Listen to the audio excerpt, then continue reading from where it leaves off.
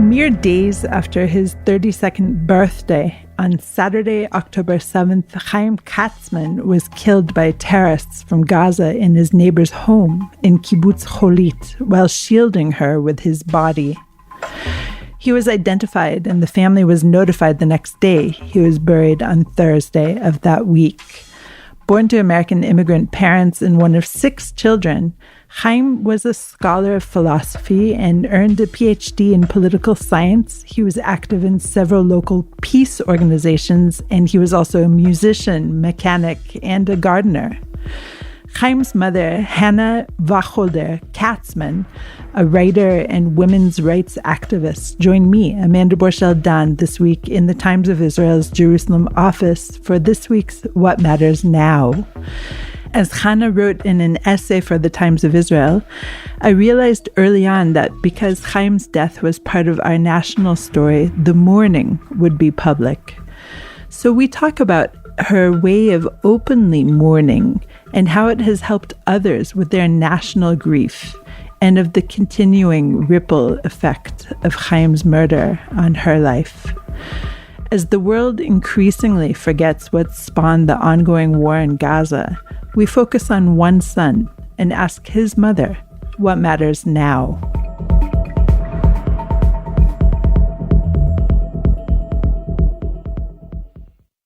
Hannah, thank you so much for joining me in the Jerusalem offices of the Times of Israel today. Thank you. I'm happy to be here. We are here to discuss, of course, your son, Hayim, who was murdered on October 7th by terrorists, but also to discuss your life and the ripple effect of the murderous rampage that went through the Gaza envelope on that day and how it is affecting each and every one of us until today. So again, I so appreciate you taking the time from your life to come here and speak openly about what you're going through. Thank you. So your son was a very special person. Obviously, you know that, but just to remind our listeners, he was basically the modern equivalent of the kibbutznik Renaissance man. He was the kibbutz gardener. He was also a mechanic at some point, but at the same time, he could equally discuss philosophy and completed a PhD. In fact, he was a teacher. He was a musician, he was a DJ, he was everything all together. It's such a huge package. How did you accept this package as it came to you throughout his life? Well, Hayim didn't live nearby, so I wasn't fully aware, of his daily routine. I've been wondering about that. When he became a gardener, he told me he was going to quit his job at the garage in Moshav Dekel in the Gaza envelope. And he was very close to the boss who trained him. And he'd worked there for 5 years or so, and while he was getting his doctorate. So he said, I'm going to become the gardener of the kibbutz. And at the time, I didn't think too much about it. And afterward, I'm wondering, well, how did he learn to become a gardener? I mean, I knew he was interested. I had, at one stage on my balcony, I had a compost pile, but I'm not, a serious gardener.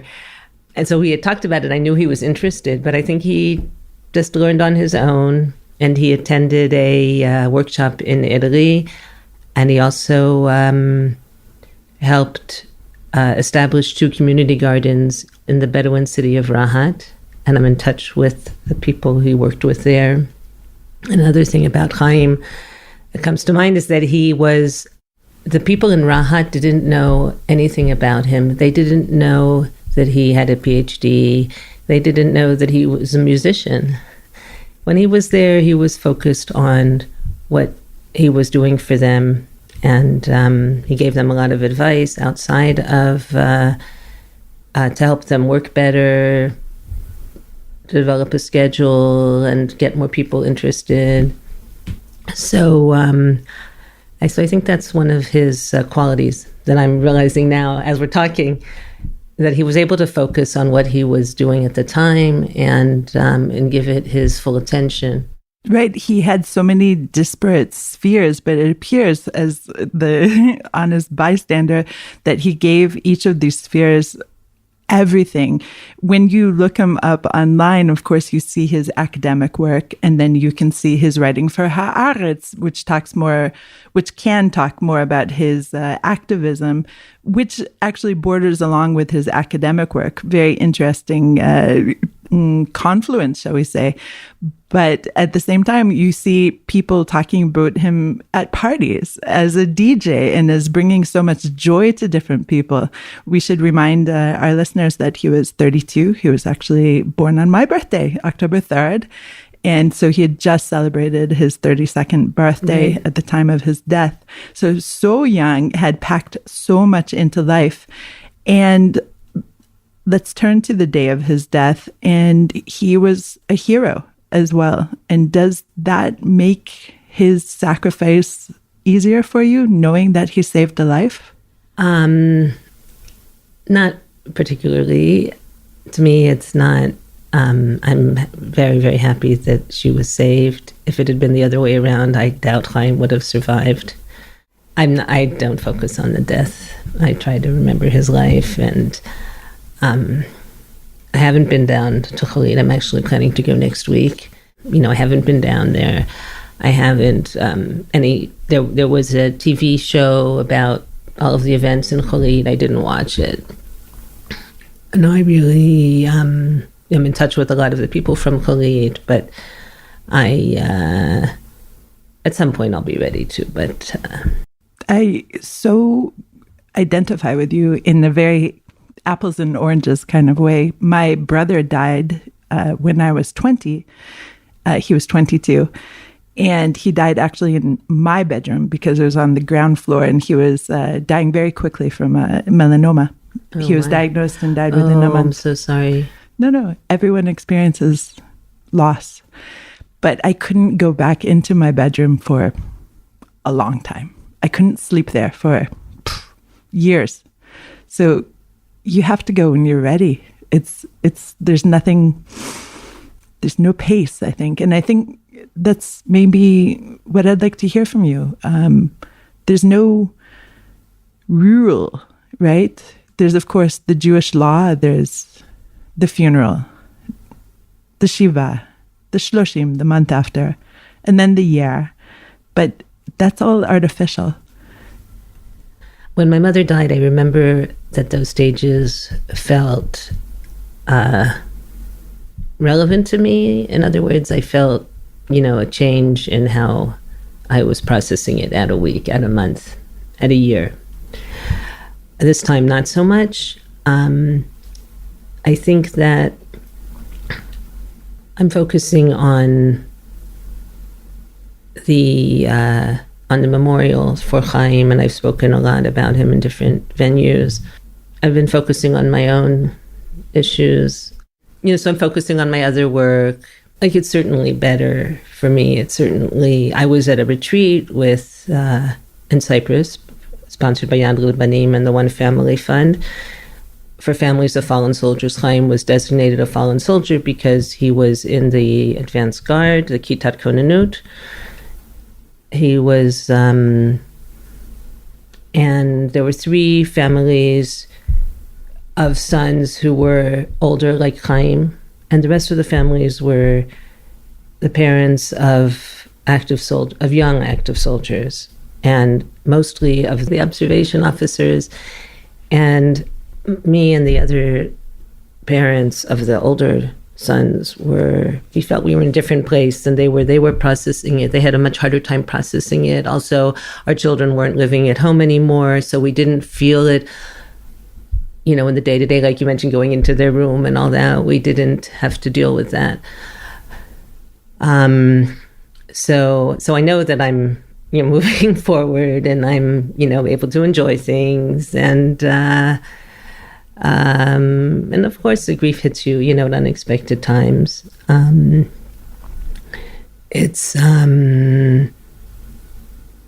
Purim was just now, and, the beginning of Purim was very hard for me. I was really not in the mood. But by the end of Purim, I was enjoying it. And it's interesting how the Jewish calendar forces you in a way, and the calendar in Israel in a way, to get out there again if you're willing to go with the flow, such as Purim. Of course, Purim is my least favorite holiday because I'm such an introvert and I hate crowds and I hate loud noises and I hate inebriation. It's just... I think there are two types of people who really love Purim and people who don't, and I'm definitely with you. And I'm always, feeling I want to wear a costume, but I can't decide what to wear a costume and I can't plan it. And so I never have a costume. And Mishloach Manot. So stressful. My daughter was saying last year she didn't do enough and this year she did too much. And I said, I don't think you can never get it right. It's always both too much and not enough at the same time. So, so that didn't change. One of the things I noticed, especially in the period after Chaim's death, was that certain things became easier for me. And specifically speaking in public, I used to be very much afraid of speaking in public. Over the years, I've gotten better, but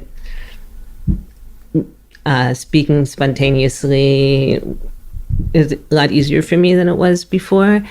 And there are other things that were hard for me that just got harder. Things that, planning things, for example, dealing with uncomfortable situations.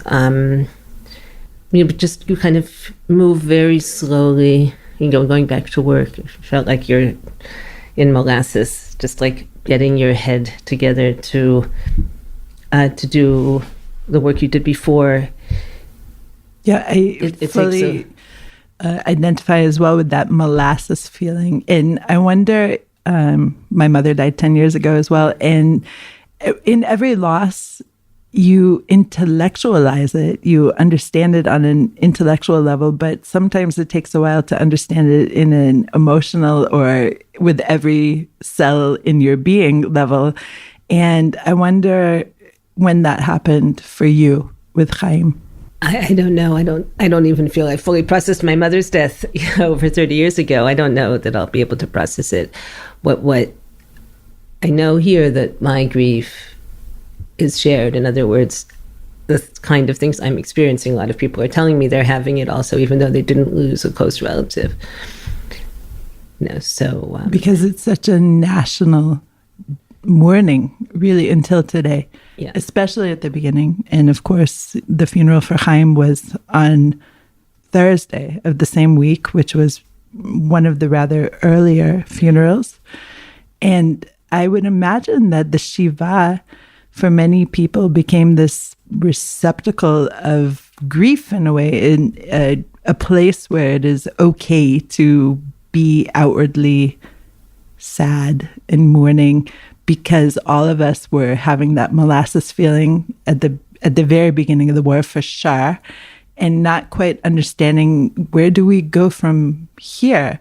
So it's not as if people were using you, I would say, but your Shiva and your very outward mourning, at least in the English-speaking community and surely beyond that, because your son was so enmeshed in so many different worlds, I'm sure was a way for all of us to grieve. Did you have a sense of that too? Right. So as I wrote, in the blog post in the Times of Israel, I felt that a lot of people who came really needed, like you say, some kind of way to express their grief and their sorrow. And I was there.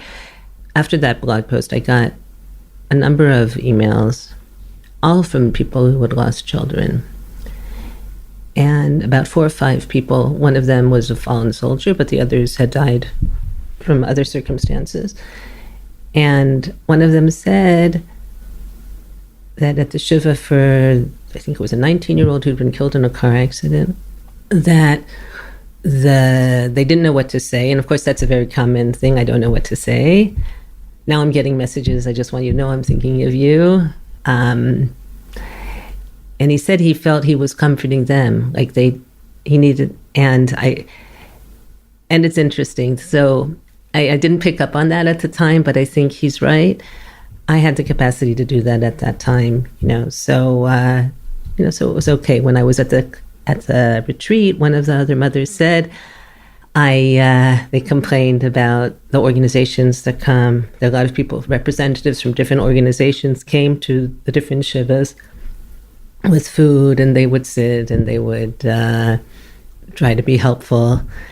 And one of them, she called them the Chanas, which is my name, of course. But they didn't bother me too much. But but a lot of people say, can I give you a hug? They want to give you a hug, and so.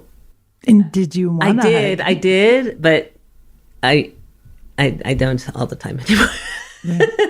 I realized it's not, always appropriate for me. And it's like you said, it's more for them, which is fine too, but that's okay too. It's just depends on the circumstances, and it's always changing. You just don't know.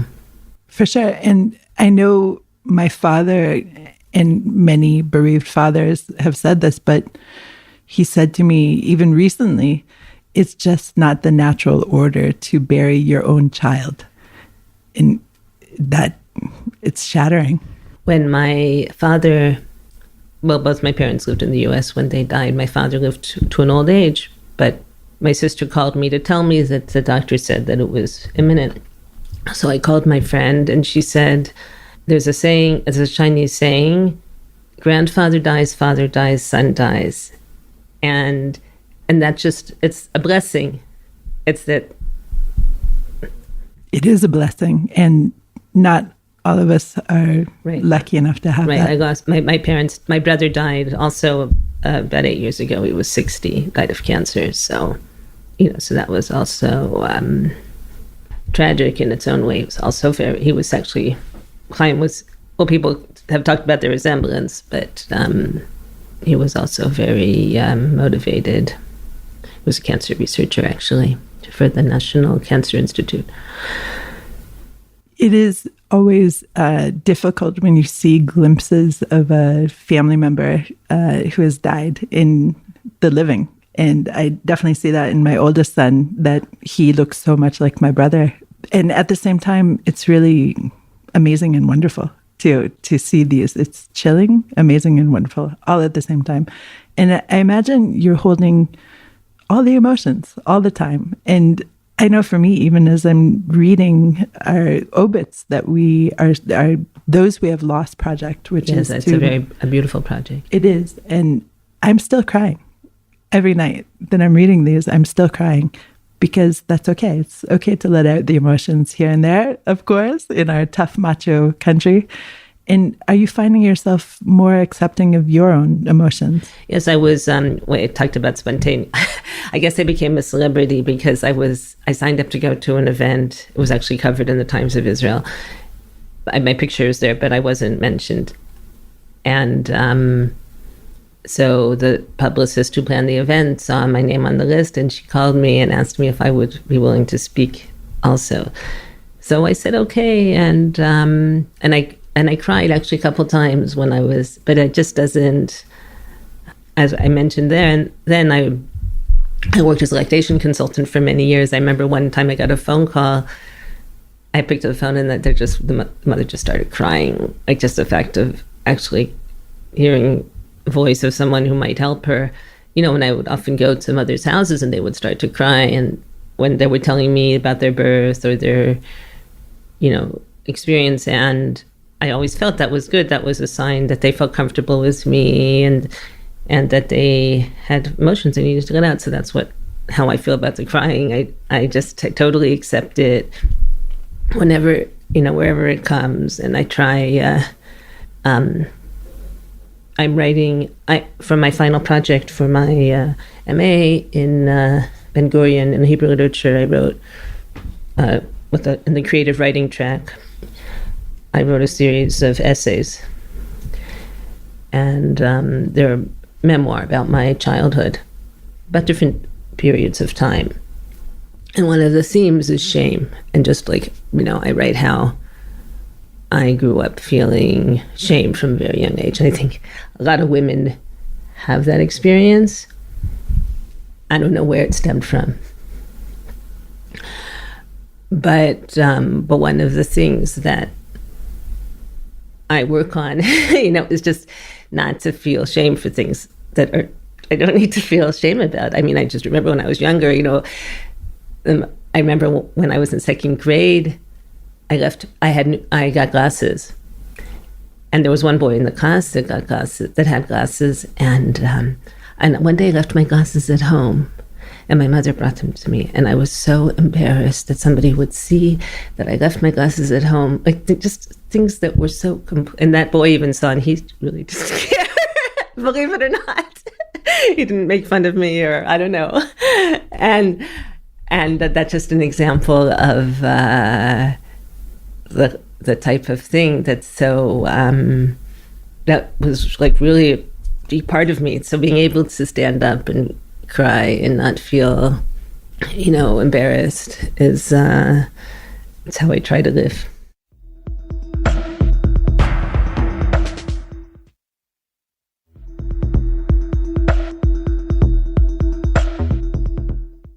We both come from the United States, and being a parent of a fallen soldier is not exactly an everyday common occurrence there in our generation. Among Jews, for sure. But here, it is a status that is recognized and honored. And do you feel that you've transitioned to a different level of status or being Israeli? Not so much. Well, first of all, he wasn't, it's this technical status, really. He wasn't serving. He would call me. I'm remembering now how I would get calls from the army to the home phone, like recorded messages saying, we're trying to reach Hayim Katsman, if this is his number, or he should call, whatever, for Miluim. And I would call Hayim and tell him, and I don't think he did anything. But that's part of his character, right? This is the same guy who got kicked out of high school and ended up with a PhD, right? So he, he wasn't. He was a dedicated soldier. I remember there was one operation that he was called to go on Shabbat. They picked him up on Shabbat, and then we saw in the news that there was something. He didn't confirm or deny it, and and I also got messages from his commander, one of his commanders. He was very good soldier and very he was on the combat unit, but nobody was really actively against war, and his friends were talking about whether he would have put on a uniform now, and his friends said he would, and his friends did. I mean, many of his friends are serving, so. And he did go out and save his neighbor, so the impulse was there. Oh, that's true. He was trying to save. That is true. Yeah. I mean, he cared about the people on the kibbutz, and self-defense for sure. I mean, there's an influencer on Instagram who has a video where she says most people don't know that the majority of the residents of the Gaza envelope were progressive. And then she lists all of these different peace initiatives, a Palestinian-Israeli cooperation, and she mentions Hayim, and she shows this picture and how he went to the South Hebron Hills, and where there was typically settler violence, to help deter it and document it. And they mentioned the gardens in Rahat, and he transported children from Gaza to hospitals in the center of the country. He was in Academia L'Shivyon, which is equality in academia for minority groups. And, she made it sound like, like Hayim and other peace activists like him invited Hamas into their house, And Hayim had a doctorate in international relations. He knows a lot more about Hamas. He knew a lot more about Hamas than this influencer did, who lives in America. And what about, this government I mean, they were as far from the politics of Hayim as you could be. And somehow it's the fault of Hayim. I mean, it's just really... People can be shockingly cruel and misguided. Yeah, so a lot of people sent me that video because they thought it was complimentary to Hayim. They didn't get it. Yeah. Online, I saw as well that somebody wrote you on Twitter. You had posted something about your son, and they wrote, "What? It's X days after his death, and she's already on Twitter." Yeah, right. Just people. Right. Well, that was certainly not the worst thing that people wrote me, but let's say someone said, he shouldn't. What was he doing living there? But he was living in Israel proper. So, whatever you want to say. Obviously, for some people, that's just as bad. It doesn't matter. But I've thought about this just, in shower thinking. I think you can appreciate that concept. You had 6 kids. I have, 7. And sometimes, and you just can't find the second to think. But in the shower, sometimes you have a minute or two to have a thought, right? And one of my thoughts was, people make so much about the people who have been transporting sick people from Gaza to the hospitals, who lived right nearby and were, of course, slaughtered. And as if Hamas could differentiate between these people. They had no idea who was there. Everyone was just a donkey to them. Who knows if the donkey was left wing or right wing? And it's so cruel and misguided to try and pin this massacre on the people who try to make the world better. It's shocking to me. Obviously, they don't see it that way. His work, his academic work, is still in the process of being published, if I'm not mistaken. Right, that's right. There's still one. There was an article that came out a couple of weeks ago by Morty Miller, and he had written to me on October 9th to tell me that, to express condolences, and told me that an article was coming out. And I thanked him, but I must not have read that message carefully. I didn't share it like I shared most similar messages to me. And so I was really surprised when this article came out. There was a special Israel issue in the Politics and Religion, I think it's called, journal. And there's another book chapter coming out from Tel Aviv University that's going to be in Hebrew about, I think the topic is the Americanization of the Israeli right, which is another topic that Hayim specialized in. And he really...